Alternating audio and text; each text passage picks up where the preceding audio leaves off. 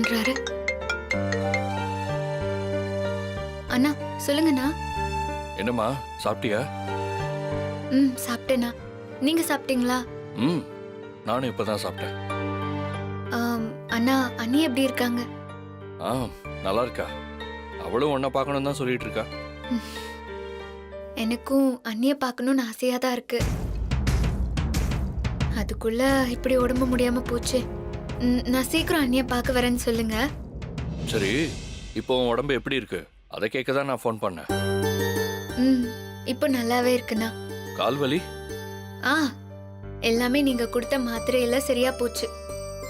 எல்லாமே உங்களால தானா? நான் என்னம்மா பண்ணேன்? இல்லண்ணா, எனக்கு நீங்க யாருமே இல்லாம இருந்தேன். ஆனா இவ்ளோ ஒரு அன்பான அண்ணன் கிடைச்சிருக்கீங்க, பாசமான அண்ணி கிடைச்சிருக்காங்க. இதை விட எனக்கு வேற என்ன வேணும்? எனக்கும் நீ கிடைச்சதுல ரொம்ப சந்தோஷமா. ஏதோ தொலைஞ்சு போன உறவு திரும்ப கிடைச்ச மாதிரி எனக்குள்ள ஒரு உணர்வு, ஒரு சந்தோஷம். ஆமாண்ணா.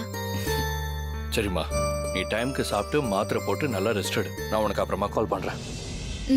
ஓகேண்ணா. பாய்மா. என்ன மாமா, உங்க தங்கச்சி கிட்ட பேசிட்டு இருந்தீங்களா? ஆமா சக்தி, அவகிட்ட பேசும்போது ஏதோ மனசு லேசான மாதிரி ஒரு ஃபீலிங். ஆமா மாமா, தொலைஞ்சு போன ஒரு உறவு வேற ஒருத்தவங்க மூலியமா கிடைக்கும் போது அப்படிதான் மாமா இருக்கும். உண்மைதான் சக்தி, மனசுக்கு ரொம்ப சந்தோஷமா இருக்கு. ஏன்னே தெரியல, அந்த பொண்ணு என்ன அண்ணன் கூப்பிட்டோன்னே என் மனசுக்குள்ள அவ்வளவு சந்தோஷம். புரியுது மாமா, உன்னை இழந்தவங்களுக்கு தான் அதோட அருமை தெரியும். நீங்க இழந்த உங்க தங்கச்சி அந்த பொண்ணு மூலியமா கிடைச்சிருக்கு, அதனாலதான் உங்களுக்கு இந்த சந்தோஷம். ஆமா சக்தி, என் தங்கச்சி எனக்கு திரும்ப கிடைச்சிட்டா. உங்களை இவ்வளவு சந்தோஷமா பாக்குறதுக்கு எனக்கும் சந்தோஷமா இருக்கு மாமா. எல்லாத்துக்கும் நீதான் காரணம் சக்தி. நானா? என்ன மாமா சொல்றீங்க? உண்மைதான் சக்தி, கல்யாணம் ஆனா ஒரு ஆணுக்கு ஒரு பொண்டாட்டி சரியா அமையணும். அப்படி அமைஞ்சிட்டா அதை விட சந்தோஷம் வேற எதுவுமே கிடையாது. ஒரு ஆண் ஒரு பொண்ணு கூட பழகினா உடனே சந்தேகப்பட்டு சண்டை போடுற பொண்ணுங்க தான் அதிகமா இருக்காங்க. ஆனா அந்த ஆண் எதுக்காக அந்த பொண்ணு கூட பழகுறான், எப்படி பழகுறான்னு கூட யோசிக்கிறது இல்ல. கேட்டா பொசசிவ்னஸ்னு சொல்றாங்க. ஆனா நீ அப்படி இல்ல சக்தி. நான் முன்ன பின்ன தெரியாத ஒரு பொண்ண தங்கச்சியை ஏத்துக்கிட்டேன்னு தெரிஞ்சோம் என் மனசை நீ புரிஞ்சுக்கிட்ட பாரு. உன்ன மாதிரி ஒரு மனைவி கிடைக்க நான் தான் உண்மையிலே கொடுத்து வச்சிருக்கணும் சக்தி. அப்படி இல்ல மாமா, ஒரு ஆண் தனக்கு கல்யாணம் ஆனதும் தான் மனைவிய ஏதோ பிரச்சனைய பாக்குற மாதிரி பாக்குறாங்க. அவங்க மனசு புரிஞ்சுக்காம இவங்க இஷ்டத்துக்கு நடந்துக்கிறாங்க. மனைவிங்கிறவங்க ஏதோ வீட்டு வேலை செய்ய வந்தவ மாதிரி அவளை தரக்குறைவா நடத்துறாங்க. அவளுக்கு எதுவுமே தெரியாத நினைச்சு அவளை ஆள பாக்குறாங்க. அவ தான் சொல்றத மட்டும்தான் கேட்கணும்னு ஒரு அடிமைத்தனமான வாழ்க்கைய அவளுக்கு தெரியாமலே கொடுத்துடுறாங்க. எந்த ஒரு விஷயத்தையும் தான் மனைவி கிட்ட சொல்றதே இல்ல. சொல்லி மட்டும் என்ன வரப்போகுது, இவ புரிஞ்சுக்குவா போறான்னு அவங்களே ஒரு முடிவு எடுத்துக்கிறாங்க. ஆனா நீங்க இது எல்லாத்துக்குமே விதி விலக்கு மாமா. எனக்கு மதிப்பு கொடுக்கறதுலயும் சரி, நான் நினைக்கிறத செய்ய சொல்லி என்கரேஜ் பண்றதுலயும் சரி, முக்கியமா எதையுமே மறைக்காம எல்லா உண்மைகளும் என்கிட்ட சொல்றதுலயும் சரி, உங்களை மிஞ்ச இந்த உலகத்துல யாருமே இல்ல மாமா. இப்படி ஒரு லைஃப் அமைஞ்சா எல்லா பொண்ணுங்களும் என்ன மாதிரி சந்தோஷமா இருப்பாங்க. அதனால உங்களை மாதிரி ஒரு புருஷன் கிடைக்க உண்மையிலே நான் தான் மாமா கொடுத்து வச்சிருக்கணும்.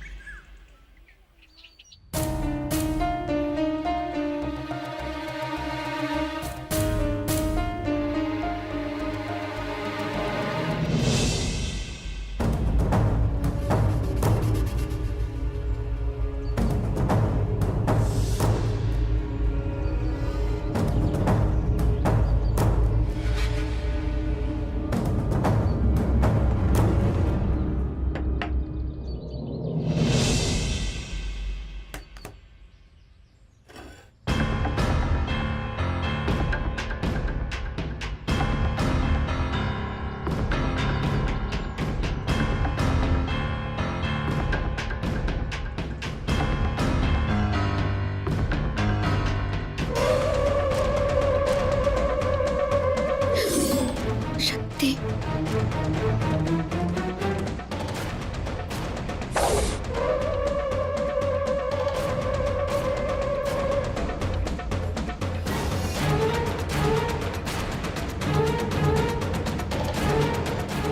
ஏ சக்தி, இன்னைக்கு நீ மாட்டினடி.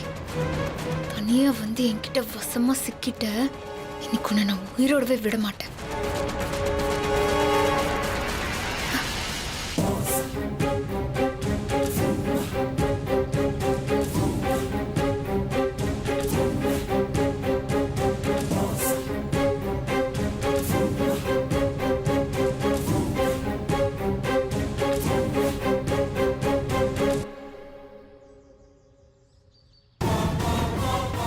இது தாண்டி நீ சாப்பிடுற கடைசி சாப்பாடு.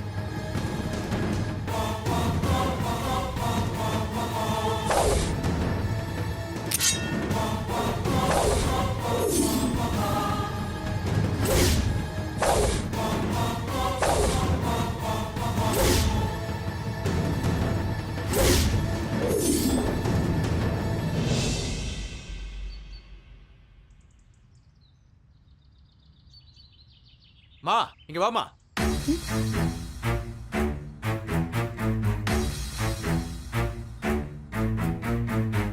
இங்க யாருமா ஆசிட் பாட்டில் வச்சது? குழந்தைங்க விளையாடுற இடம். கஸ்டமர்ஸ் தான் சாப்பிட்டுட்டு இருக்காங்க. ஏதாவது ஆச்சுன்னா யார் பதில் சொல்றது? கொண்டு போய் உள்ள வைமா. Okay sir. ஓ,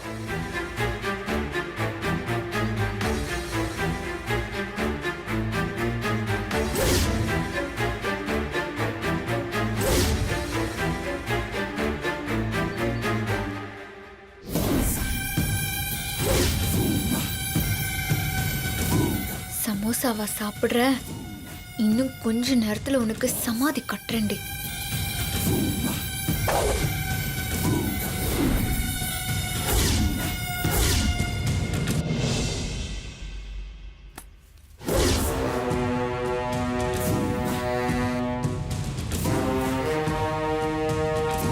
கை கழுவ போறியா? உன் கதையை நான் இப்பவே முடிக்கிறேன் பாரு.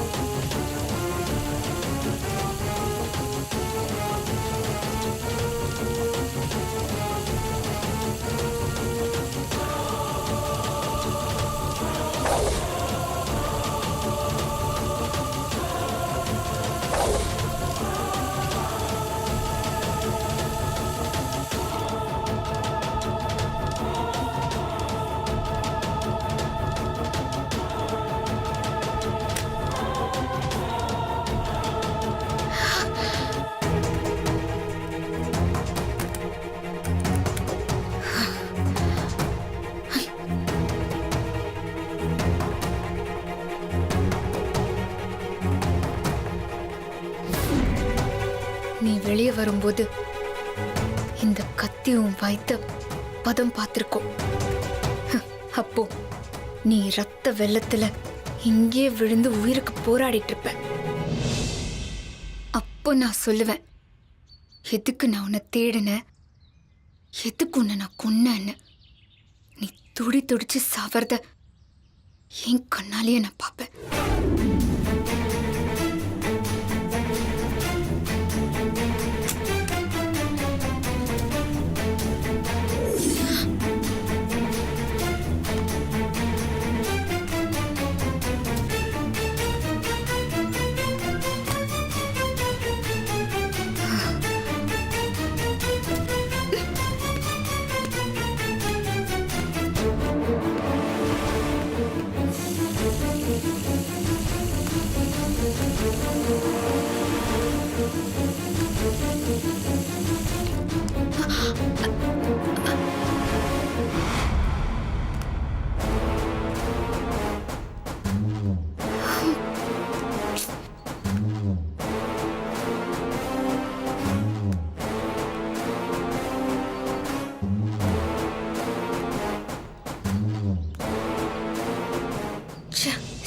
வந்துட்டாளே.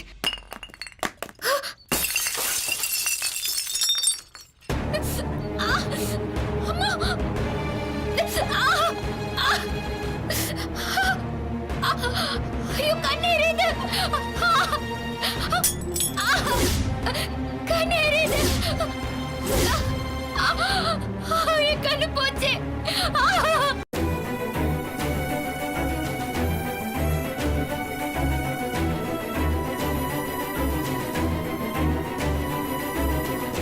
தெரிஞ்சோ தெரியாமலோ செய்யற விஷயத்தால பாவம் இந்த பொண்ணோட கண்ணே பாதிச்சிருச்சு. ஆமா, இவங்க யாரு என்னன்னு தகவல் தெரிஞ்சதா? தெரியல டாக்டர். இவங்கள யார் கொண்டு வந்து அட்மிட் பண்ணாங்க? இந்த மாதிரி ப்ராப்ளம் ரெஸ்டாரண்ட்ல இருந்து ஃபோன் வந்துச்சு. ம். நம்ம ஆம்புலன்ஸ்ல போய் கூட்டிட்டு வந்தாங்க. சோ இவங்க கூட யாரும் வரல. இவங்களோட திங்ஸ் ஏதாவது இருக்கா? ஒரு ஹேண்ட்பேக் மட்டும் இருக்கு டாக்டர். சரி, அதுல ஏதாவது அட்ரஸ் இருக்கான்னு பாருங்க, இல்ல போன் இருக்கான்னு பாருங்க. அப்படி போன் இருந்தா அதுல இவங்களுக்கு சம்பந்தப்பட்ட ரிலேட்டிவ்ஸ் நம்பர் ஏதாவது இருக்கான்னு செக் பண்ணி பாருங்க. Okay doctor. ம்.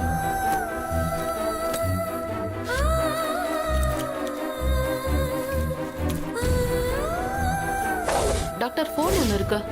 ஓகே, அதுல லாஸ்டா இன்கமிங் கால்ல என்ன நம்பர் இருக்குன்னு பாருங்க. டாக்டர் இதுல அண்ணான்ற நம்பர்ல இருந்து இன்கமிங் வந்திருக்கு. அப்படியா? அந்த நம்பருக்கு உடனே கால் பண்ணி விஷயத்தை சொல்லி அவங்கள உடனே இங்க வர சொல்லுங்க. Okay doctor.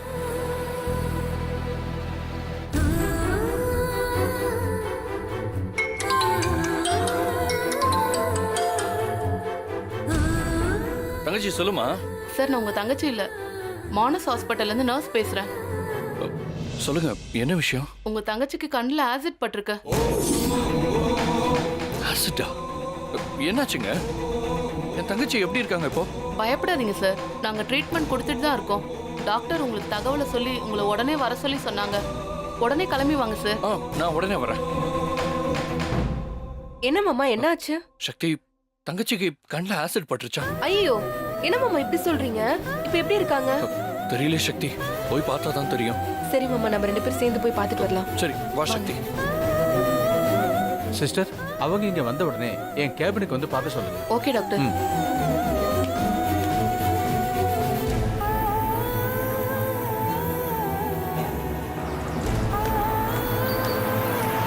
சக்தி, நீ உள்ள போ, நான் காரை பார்க் பண்ணிட்டு வரேன். சரி மாமா.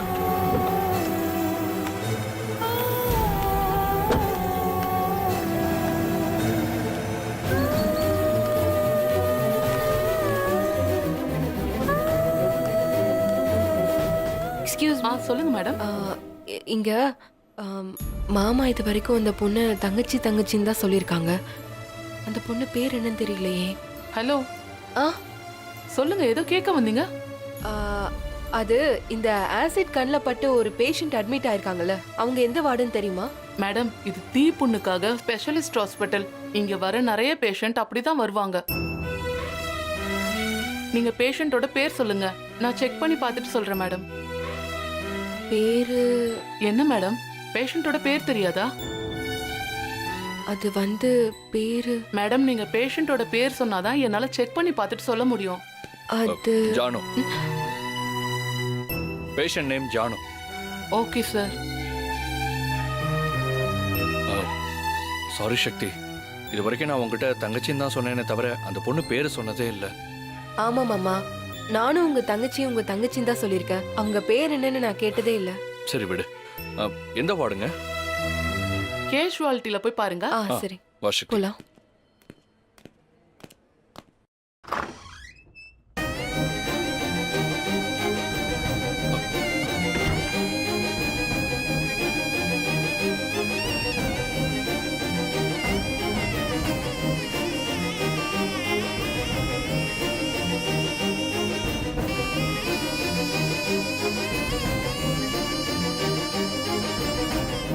யார் சார் நீங்க? நான் ஜானுவோட அண்ணன். ஓ, வந்துட்டீங்களா? நீங்க வந்ததும் டாக்டர் உங்களை வந்து பார்க்க சொன்னாரு. முதல்ல நீங்க போய் டாக்டர் பாருங்க. இப்போ எப்படி இருக்காங்க? எல்லாமே டாக்டர் சொல்லுவார். நீங்க போய் டாக்டர் பாருங்க. டாக்டர் ரூம் ரைட் சைடுல செகண்ட் ரூம். சரி.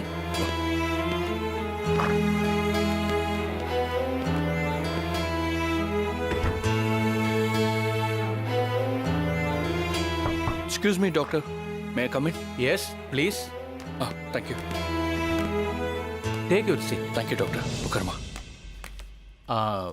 நீங்க நான் ஜானுவோட அண்ணன், இவங்க என் ஒய்ஃப். ஓகே. அந்த பொண்ணுக்கு ஆசிட் பட்டு கண் நரம்பு பாதிச்சிருக்கு. ஐயோ, நீங்க பதட்டப்படாதீங்க. ஆபரேஷன் பண்ணா சரியாகிறதுக்கு வாய்ப்பு இருக்கு. அப்போ உடனே ஆபரேஷன் பண்ணிருங்க டாக்டர். எவ்வளவு செலவானாலும் பரவாயில்ல. இங்க பாருங்க, இப்ப செலவு முக்கியம் இல்ல, அந்த பொண்ணோட உடம்பு தான் முக்கியம். டாக்டர் என்ன சொல்றீங்க? எஸ், அவங்களுக்கு ஆசிட் பட்டு கண்ணுக்கு மேலெல்லாம் காயம் இருக்கு. அதனால முதல்ல காயத்தை ஆத்தணும்.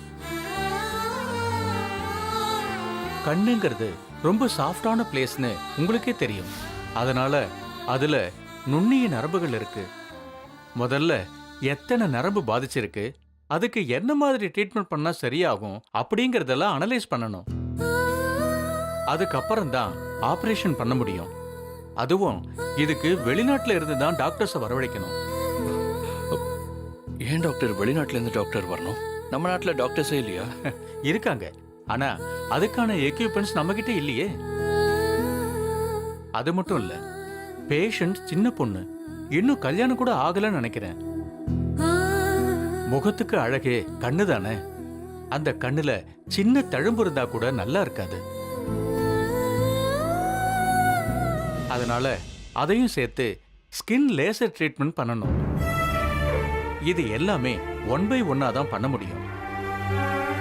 இப்போதைக்கு ஒரு 10 நாளுக்கு அவங்க நல்லா ரெஸ்ட் எடுக்கட்டும், காயம் ஆறட்டும்.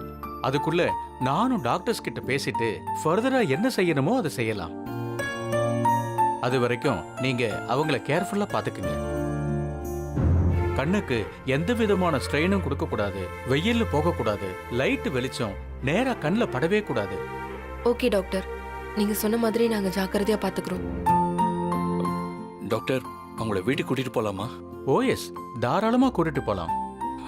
இப்போ அவங்கள போய் பார்க்கலாம். அஃப்கோர்ஸ், போய் பாருங்க. Thank you doctor. Thank you doctor.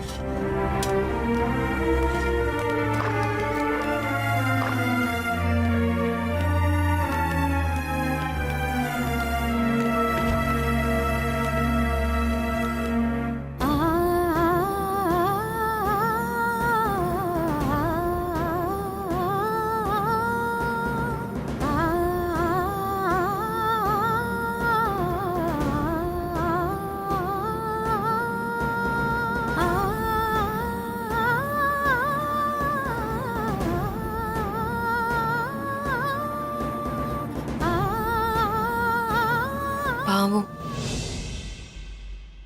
இந்த சின்ன வயசுல இவ்ளோ கஷ்டம். எல்லாத்தையும் பார்த்து பார்த்து ரசிச்சு வாழ வேண்டிய இந்த நேரத்துல எதையுமே பார்க்க முடியாம போயிடுச்சு.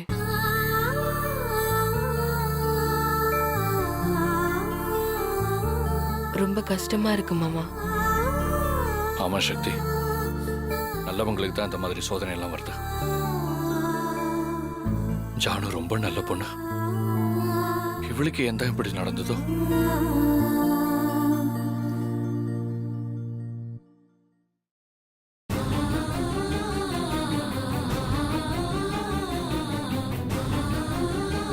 மாமா, சக்தி, ஜானுக்கு மயக்கம் தெளியுதுன்னு நினைக்கிறேன்.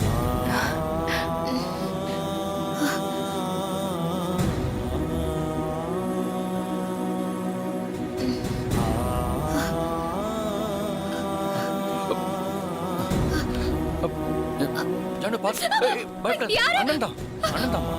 அண்ணா, நான் தான். அண்ணா, எனக்கு என்னண்ணா ஆச்சு? நான் எங்கண்ணா இருக்கேன்? எடுக்காதம்மா, எனக்கு எடுக்காதம்மா. கண்ணு சொன்னா கேளுமா, எடுக்காதம்மா, எடுக்காதம்மா. தெரியலண்ணா. சொன்னா கேளுமா.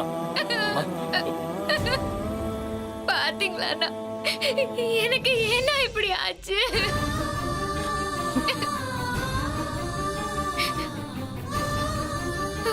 அண்ணா, என்னால பார்க்க முடியலண்ணா. ஜானு, வருத்தப்படாத ஜானு. சீக்கிரமே உனக்கு குணமாயிடும். அண்ணா, எனக்கு என்னண்ணா ஆச்சு சொல்லுங்கண்ணா. ஏன்னா என் கண்ணு இப்படி ஆச்சு சொல்லுங்கண்ணா. அண்ணா, என்னால வேற எதையுமே பார்க்க முடியலண்ணா. ப்ளீஸ் நான் சொல்லுங்க. என் கண்ணுக்கு என்ன ஆச்சுன்னா? ஜானு ரொம்ப ஸ்ட்ரெயின் பண்ணிக்காத ஜானு. அண்ணா, எனக்கு என்ன ஆச்சுன்னு சொல்லுங்க அண்ணா, ப்ளீஸ் அண்ணா.